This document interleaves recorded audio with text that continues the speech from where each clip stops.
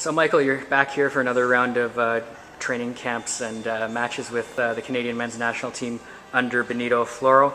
How's the week been going so far, and how's the training been going? The week's been going good so far. We've had about 3 sessions now, and I think we've been doing well. It's one of my I think it's my second camp now, and I'm just getting used to the boys and stuff like that, and they've welcomed me very well.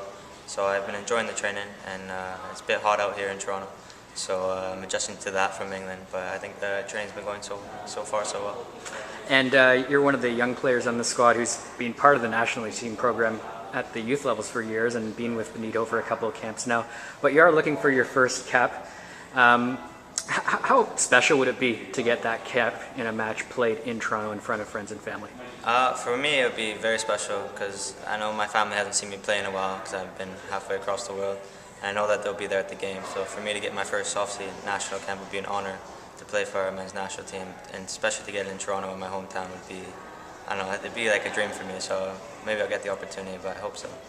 And as you said, you've been away for a while now, across the ocean, playing your club football in England with QPR and being loaned out to a few other teams as well. How has that progression gone? You started in the TFC Academy, and now you spent a number of years over in England, where there's a whole other level of infrastructure and level of culture to the game. Well, I was at TFC when I was 15, and I made the move at 16. And I think I've grown as a player making the move. Obviously, I moved there on my own, so I had to grow up a bit quicker. And I think the style of football and that suited me a bit with how I play. So I think I've grown and I've learned a lot from QPR, and I think it's made me a better player today. So progression-wise, I think my career is going in the right direction so far.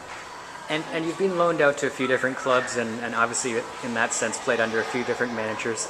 Do you think that variety and that different experience with different styles of play is something that's been helping you over the last year as a young player finding your feet? Yeah, I think it has.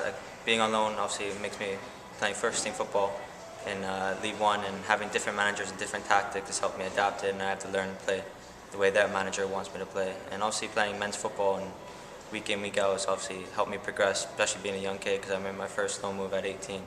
So now being 20, I've had quite a bit of experiences in the last 2 years, playing men's football.